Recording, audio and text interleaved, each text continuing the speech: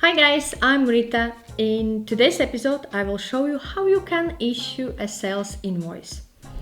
So we can go through quick links by clicking on pink button with plus sign in right hand side and then go through sales invoice, or we can go through section called sales and there is sales invoices. And once we are in sales invoices, we can add a new invoice. Select the customer from drop-down box, or you can add a new customer by clicking add a customer. In that case, you will need to fill in a client card by adding address details, email address, and etc. So I will select my one of current customers. We can add a reference if customer have requested to add any purchase orders or any other reference. Otherwise, if there is nothing to reference, leave a blank. We can still amend invoice address and delivery address if required. Once all above information is confirmed and you are happy with details, we can go to product and service section. Here, either we can select from our pre-created items, or we can create a completely new item by clicking on create item. In that case, you will need to fill in details if that is a stock, non-stock, or service item. In my case, I will select that it will be a custom cake and price will be 250. If we want to give a discount to this client, we can add a discount rate here in this field.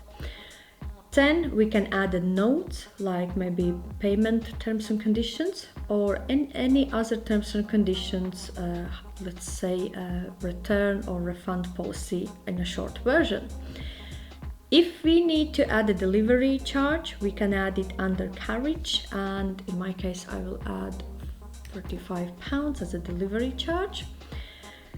And we can save as a draft and convert it as a pro forma invoice first. And once we are happy with information, we can save an email. So when we click save an email, you need to make sure that your customer's email address have been filled in. I will save in my case. Once we saved, invoice been created, but in right hand side there is like about 10-11 options what we can still do with this invoice. So we can email if we haven't emailed invoice yet. We can edit it, add additional line or additional notes. We can copy this invoice. We can also download and distribute in other ways, not distributing directly from Sage. We can add a file, that means like support document, maybe contract. Then we can make this a void invoice, so it will be just not actioned and removed from our reports. Then we can print preview, share a link of this invoice, add a credit note if we need to, print delivery note, and make this a recurring invoice.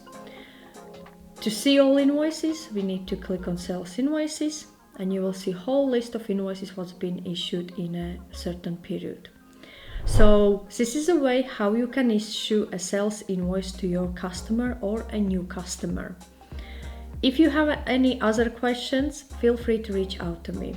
Also, if you are interested to start recording your transactions on Sage accounting software, I have shared a link in the description section below to my Sage tutorial, which covers all from setting up you on a Sage until reviewing your reports.